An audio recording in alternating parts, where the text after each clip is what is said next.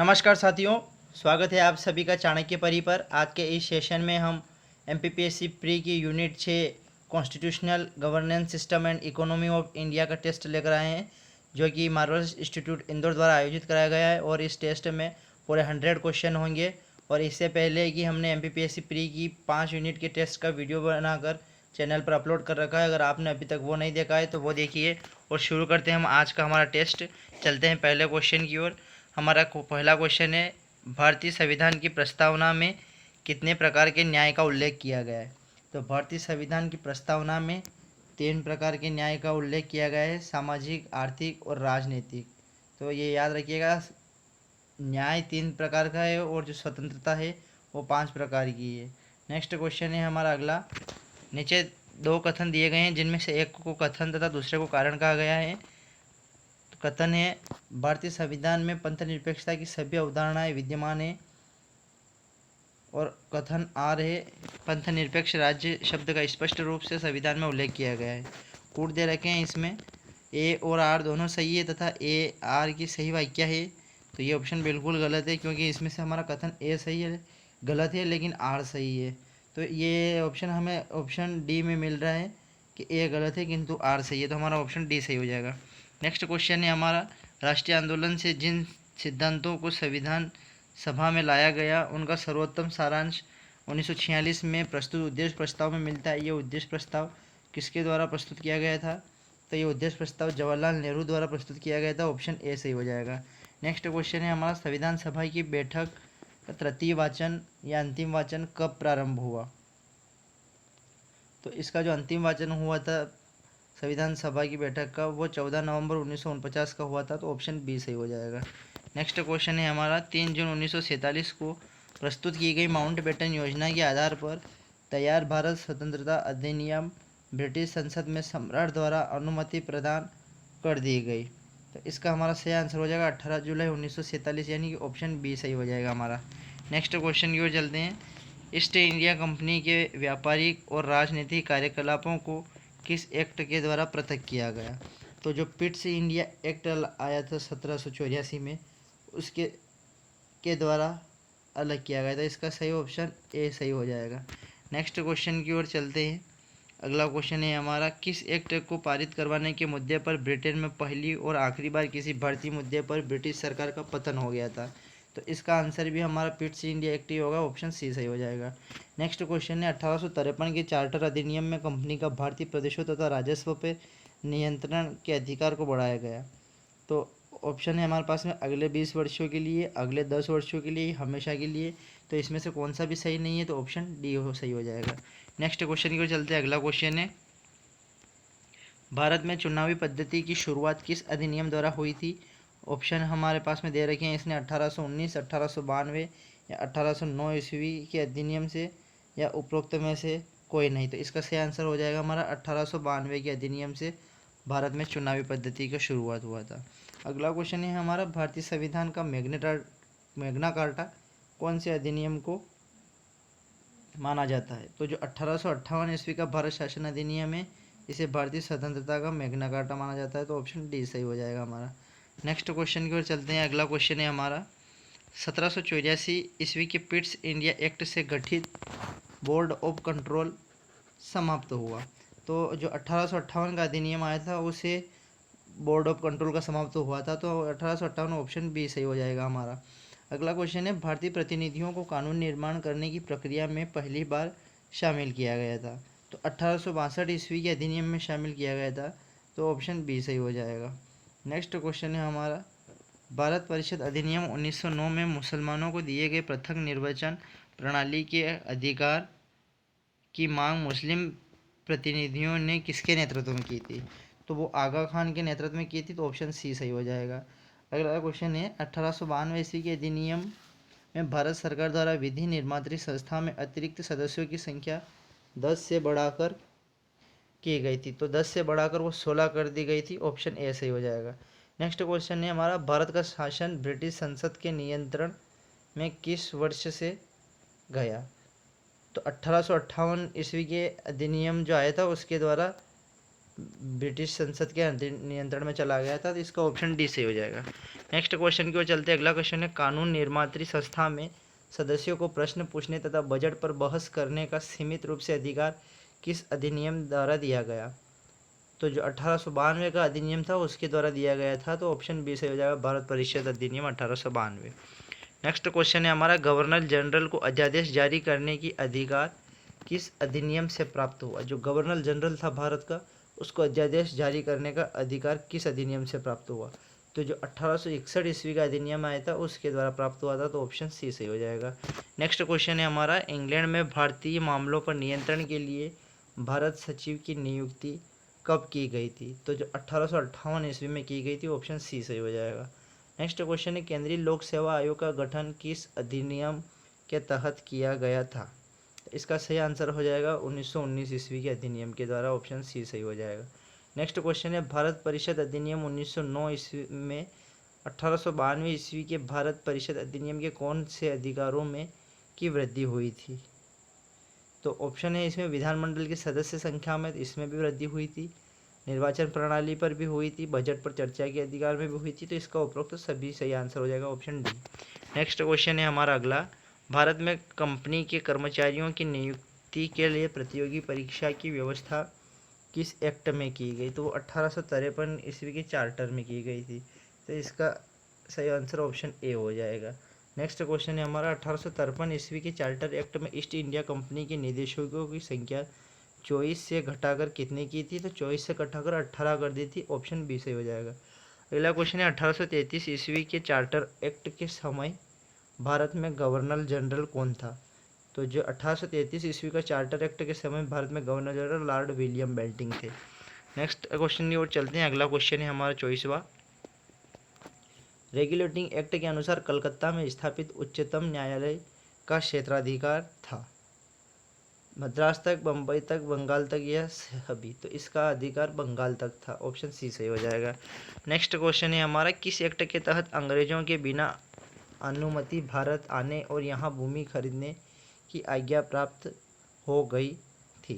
तो इसका सही आंसर हो जाएगा 1833 ईस्वी के चार्टर अधिनियम द्वारा, ऑप्शन डी सही हो जाएगा हमारा। अगला क्वेश्चन है हमारा, गवर्नर जनरल को ब्रिटिश क्राउन के प्रतिनिधि की उपाधि कब प्राप्त हुई थी? तो 1858 ईस्वी में प्राप्त हुई थी, ऑप्शन सी सही हो जाएगा।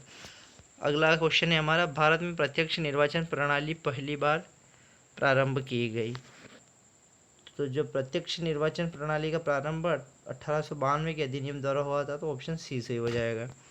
अगला क्वेश्चन है हमारा, सूची सुमेलित करना है, कोड दे रखे है, द इंडिया काउंसलिंग एक्ट 1892। तो इंडिया 1892 अधिनियम के द्वारा इनमें से क्या सही है वो बताना है हमें। प्रांतीय साहित्यता की शुरुआत, जो प्रांतीय साहित्यता की शुरुआत है ये हमें 1935 के अधिनियम से मिली थी, तो डी का क्या हो जाएगा, एक हो जाएगा, तो यहाँ पे मार्किंग कर लेते हैं। जो निर्वाचन की सिद्धांत की शुरुआत, निर्वाचन के सिद्धांत की शुरुआत 1892 में हुई थी, तो इसका ये दो हो जाएगा। और प्रांतों में द्वैध शासन की शुरुआत, प्रांतों में द्वैध शासन की शुरुआत 1919 के अधिनियम से हुई थी। और लास्ट क्या है, चौथा, मुसलमानों के लिए पृथक निर्वाचन क्षेत्र की शुरुआत 1909 में हुई थी। तो 2431 कौन सा में आ रहा है? तो 2431 ऑप्शन ए सही है हमारा। नेक्स्ट क्वेश्चन की ओर चलते हैं, भारत की संविधान निर्मात्री सभा के अध्यक्ष कौन थे? तो इसका सही आंसर हो जाएगा हमारा राजेंद्र प्रसाद थे, ऑप्शन डी सही है। अगला क्वेश्चन है हमारा, निम्नलिखित में से कौन से कथन संविधान सभा के विषय में सत्य नहीं है? वह वयस्क मताधिकार पर आधारित नहीं थी। तो ये बिल्कुल गलत है, क्योंकि वो वयस्क मताधिकार के आधार पर ही आधारित थी। अगला है, वह प्रत्यक्ष निर्वाचन प्रणाली का परिणाम थी, वह बहुदलीय थी और उसने अनेक समितियों के माध्यम से कार्य किया। उपरोक्त कथन में से कौन से कथन सही है? तो इसका सही आंसर होगा हमारा ऑप्शन बी, एक और दो जो है ये गलत है। नेक्स्ट क्वेश्चन की ओर चलते हैं। अगला क्वेश्चन है, भारत में महिलाओं को मत देने का अधिकार प्रथम बार कब दिया गया? तो इसका हमारा सही आंसर हो जाएगा वर्ष 1919 के अधिनियम द्वारा, ऑप्शन सी सही हो जाएगा। अगला क्वेश्चन है हमारा, नीचे दो कथन दिए गए हैं, एक को कथन और दूसरे को कारण कहा गया है।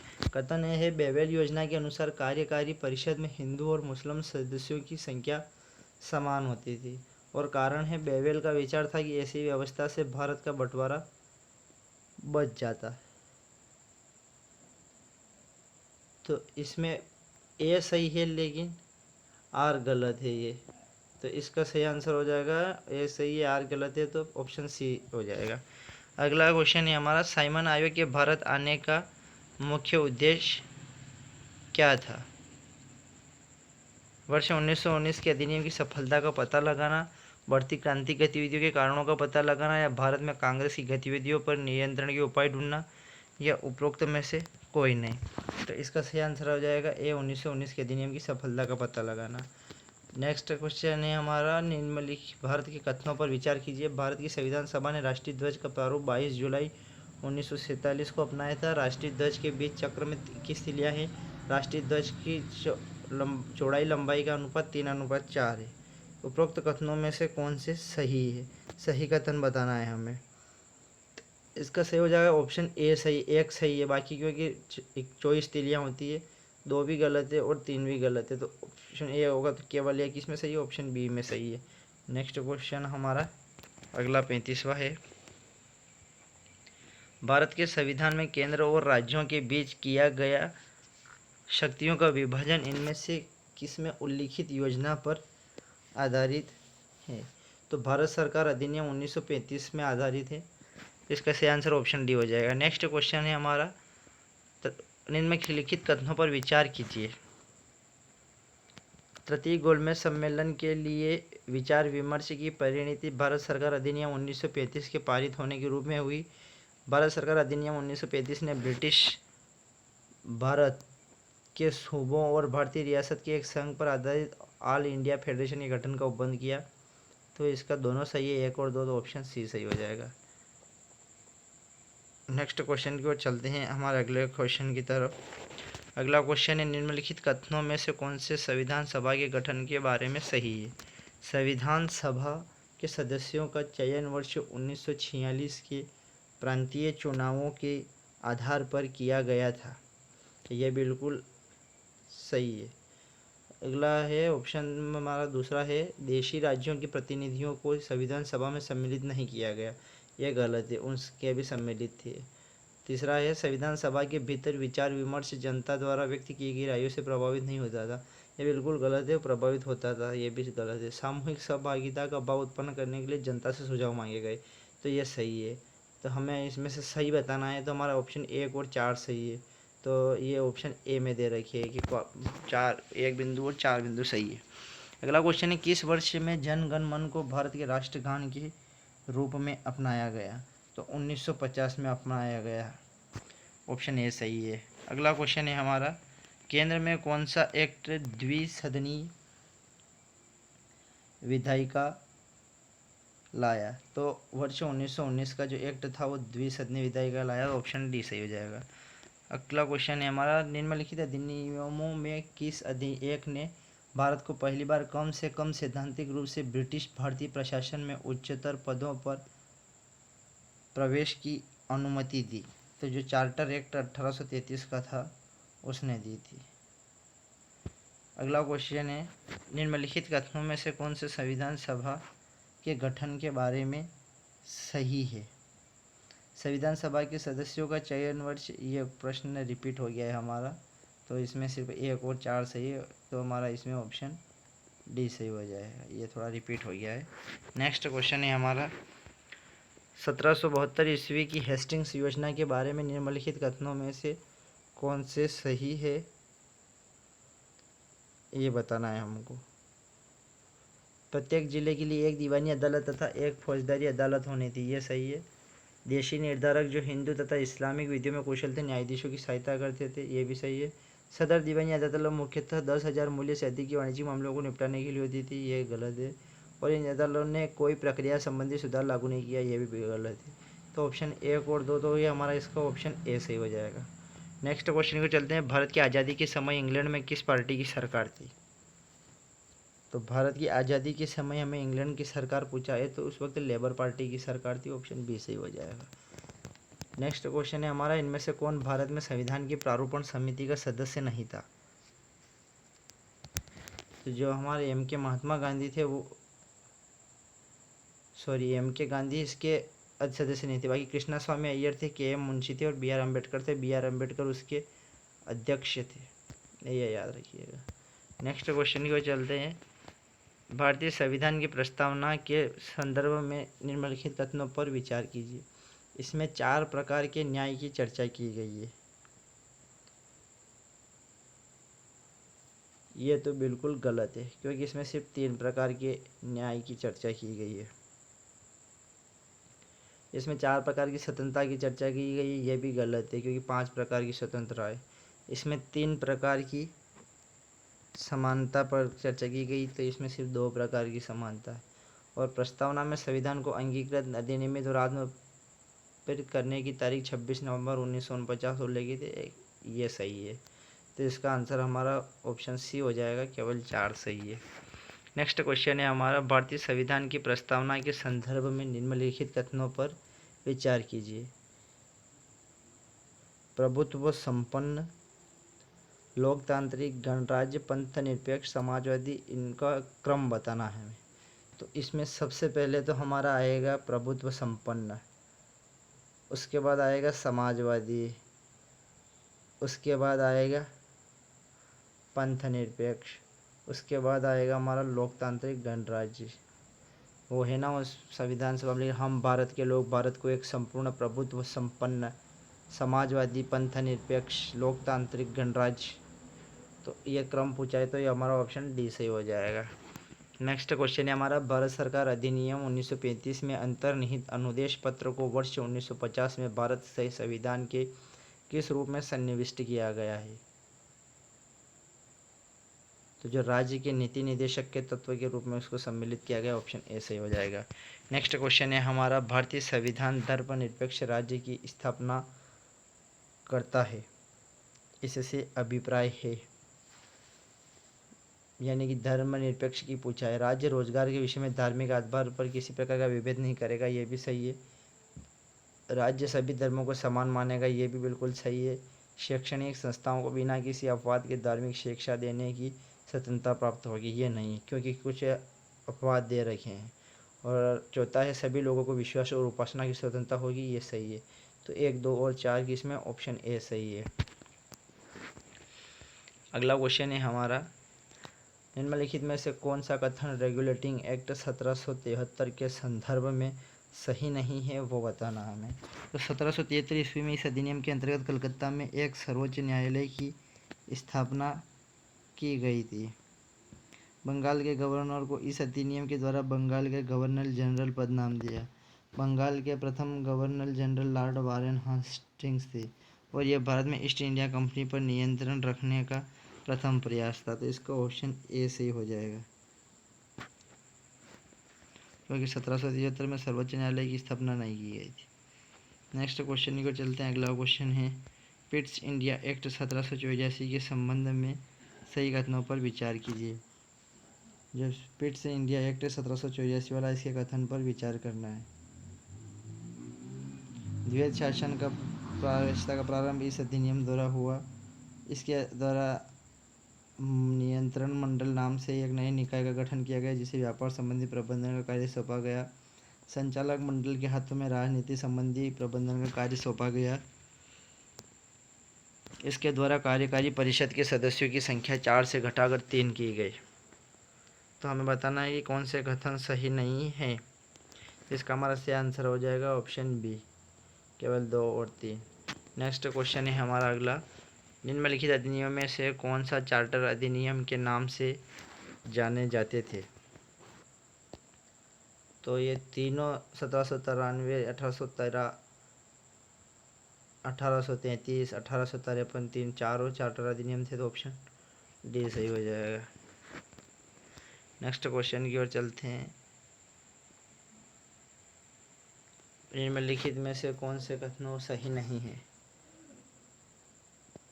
ईसाई मिशनरियों को 1813 की चार्टर एक्ट के तहत भारत में कार्य करने की अनुमति प्रदान कर दी गई थी। ये सही है। भारत में कंपनी के व्यापारी एकाधिकार को 1813 की चार्टर एक्ट द्वारा पूर्णतः समाप्त कर दिया गया, ये गलत है। 1800 गवर्नर जनरल की परिषद में चौथे सदस्य के रूप में 1833 के चार्टर एक्ट द्वारा एक विधि सदस्य नियुक्त किया गया, सही है। बंगाल के गवर्नर जनरल को 1833 के चार्टर एक्ट द्वारा भारत का गवर्नर जनरल बना दिया गया, ये भी सही है। अगला क्वेश्चन है हमारा, चार्टर एक्ट 1853 के संदर्भ में निम्नलिखित में से कौन सा कथन असत्य है? यह चार्टर अधिनियमों की श्रृंखला का अंतिम अधिनियम था, ये बिल्कुल सही है। क्योंकि उसके बाद 1857 में स्वतंत्रता संग्राम हो गया था और 1858 से भारतीय परिषद अधिनियम आने लगे। ये चार्टर अधिनियम थे जो 20-20 साल के अंतराल पर आते थे। अगला है, इसके द्वारा सिविल सेवकों की भर्ती एवं चयन हेतु खुली प्रतियोगिता का प्रारंभ किया गया, ये भी सही है। इसके द्वारा गवर्नर जनरल के लिए एक विधान परिषद का गठन किया गया, ये भी सही है। अधिनियम ने भारतीय विधान परिषद को बजट पर बहस करने की शक्ति प्रदान की, ये गलत है। नेक्स्ट क्वेश्चन की ओर चलते हैं। भारत शासन अधिनियम 1858 के संदर्भ में निम्नलिखित कथनों पर विचार कीजिए। इसके द्वारा भारत के राज्य सचिव नामक एक नए पद का सृजन किया गया।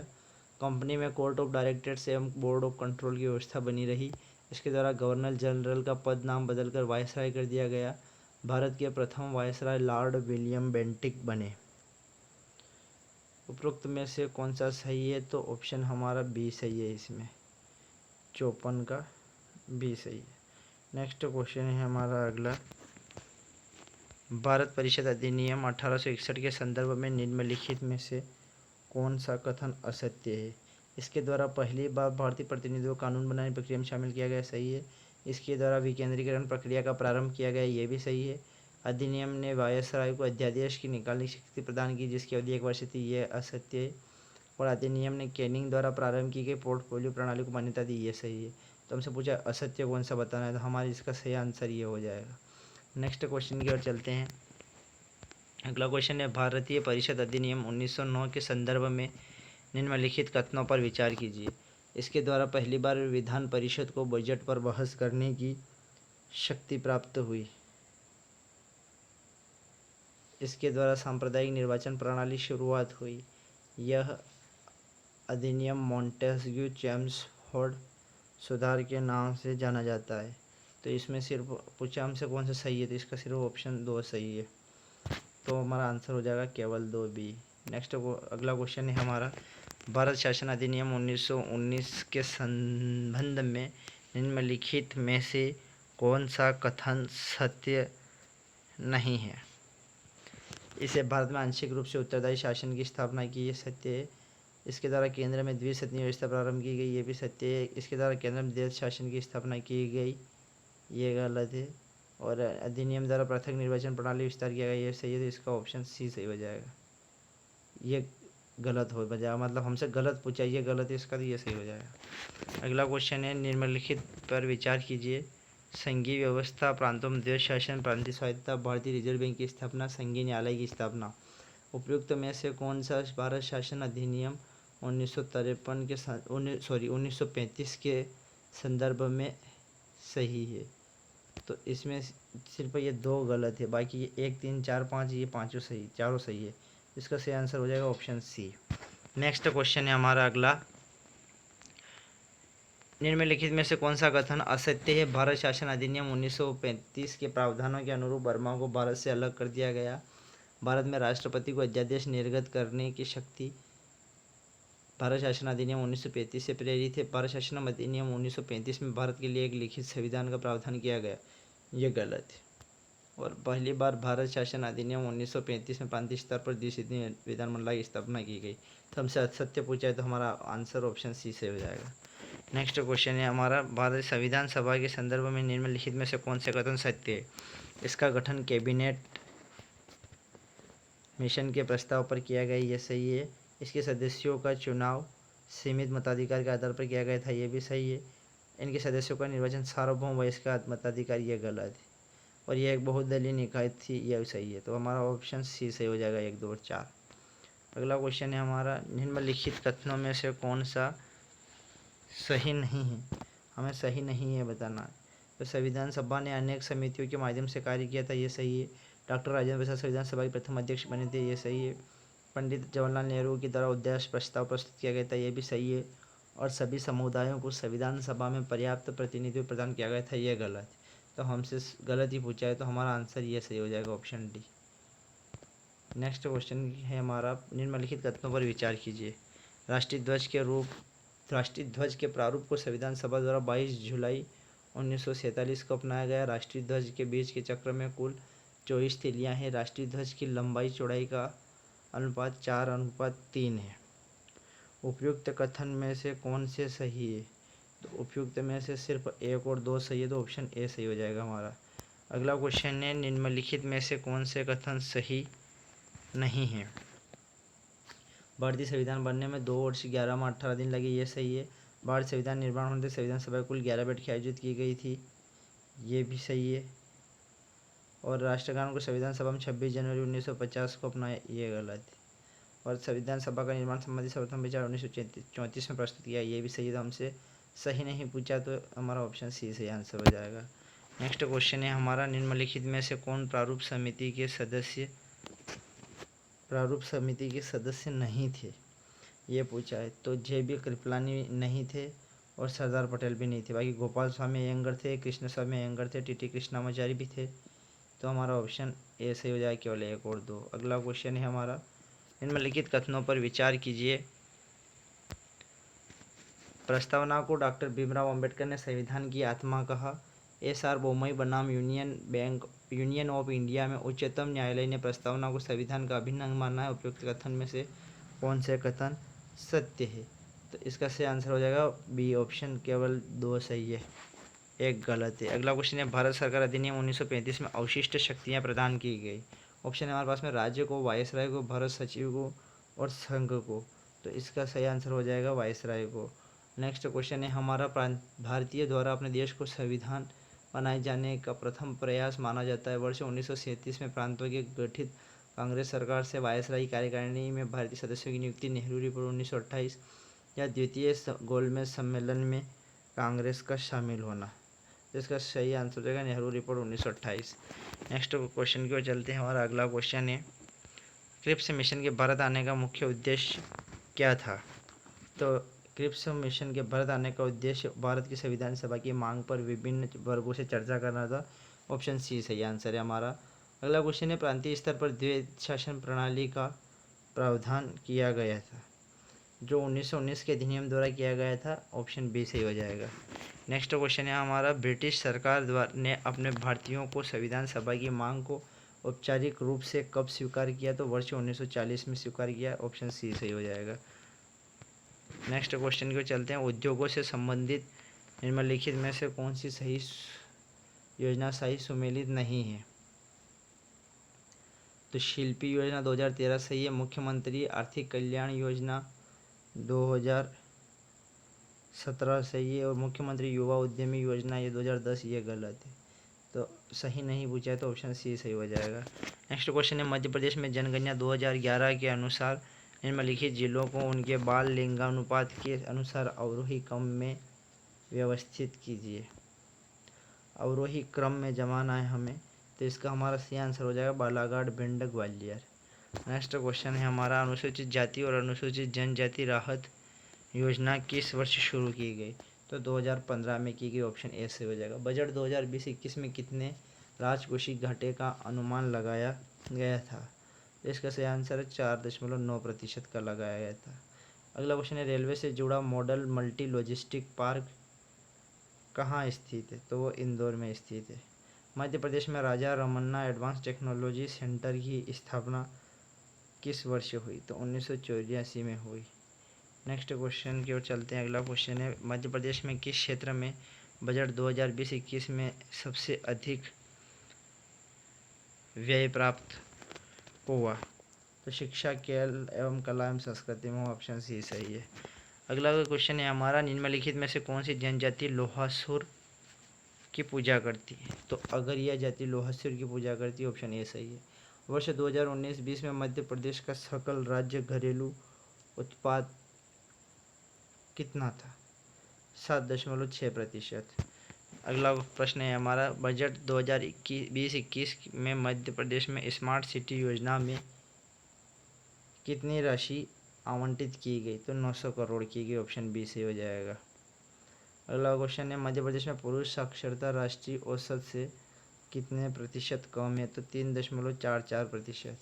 मध्य प्रदेश में निम्नलिखित में से कौन सी अनुसूचित जाति बालाघाट जिले में निवास करती है? इसका सही आंसर है बसोड़।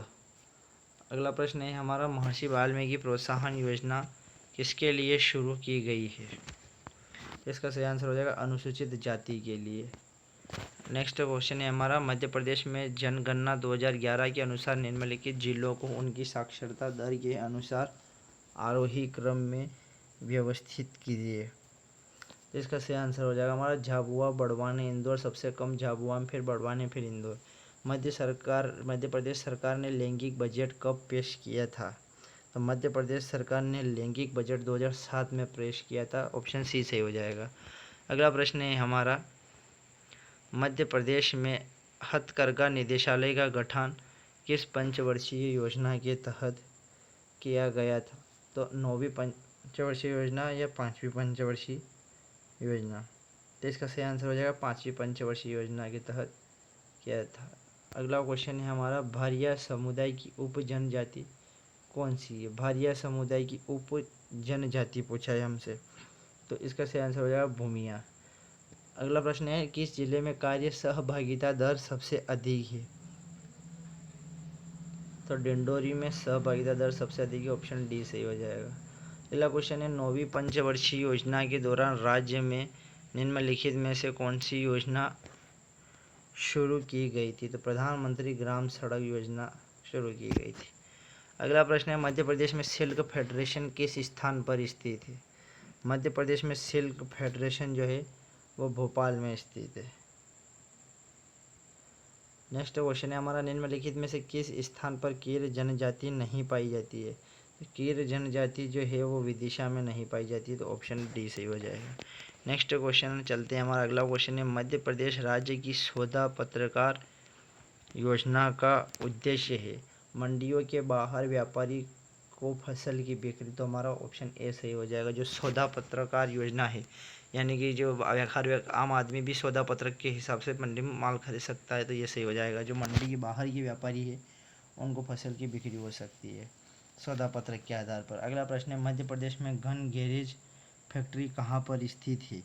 मध्य प्रदेश में घन गैरेज फैक्ट्री जबलपुर में स्थित है। मंडीदीप में ऑप्टिकल फाइबर कारखाना किस देश की मदद से स्थापित किया गया है? तो जापान की मदद से स्थापित किया गया। ऑप्शन ये सही है। अगला प्रश्न है हमारा दूध लौटावा नामक विवाह परंपरा किस आदिवासी समुदाय में प्रसिद्ध है? जो दूध लौटावा की जो ये परंपरा है ये गोंड आदिवासियों में है। अगला प्रश्न है हमारा 2011 की जनगणना के अनुसार राज्य में पुरुष जनसंख्या का प्रतिशत कितना है? तो पुरुष जनसंख्या 51.70%। अगला प्रश्न है हमारा निम्नलिखित में से कौन सा युग्म सही सम्मिलित नहीं है? तेल शोधन बिना राष्ट्रीय उर्वरक लिमिटेड नर्मदापुरम, चमड़ा कारखाना ग्वालियर या इमारती लकड़ी उपचार संयंत्र इंदौर। तो इसका सही आंसर हो जाएगा ऑप्शन बी राष्ट्रीय उर्वरक कारखाना नर्मदापुरम। अगला प्रश्न है हमारा बजट 2020-21 में राज्य में मुख्यमंत्री जन कल्याण संबल योजना के लिए कितनी राशि आवंटित की गई? 600 करोड़ आवंटित की गई। ऑप्शन ए सही हो जाएगा।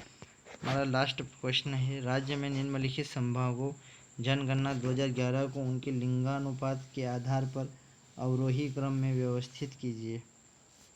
तो इसका सही आंसर हो जाएगा जबलपुर, उज्जैन, नर्मदापुरम और चंबल। ऑप्शन सी सही हो जाएगा। सबसे ज़्यादा जबलपुर का, फिर उज्जैन, फिर नर्मदापुरम, चंबल। तो धन्यवाद दोस्तों, ये आज का हमारा टेस्ट पूरा हुआ और हमने बहुत कोशिश की है कि कम से कम समय में हम टेस्ट को पूरा कर सके ताकि आप कम समय में अधिक रिवीजन कर सके और हम आगे भी और बाकी बची हुई यूनिट के टेस्ट और साथ में कुछ FLD भी करवाएंगे। तो आप हमारे चैनल को अगर सब्सक्राइब कर लीजिएगा, साथ ही अपने दोस्तों में भी बता दीजिएगा और हम कल मिलते हैं अगले यूनिट के टेस्ट के साथ। जय हिंद, जय भारत।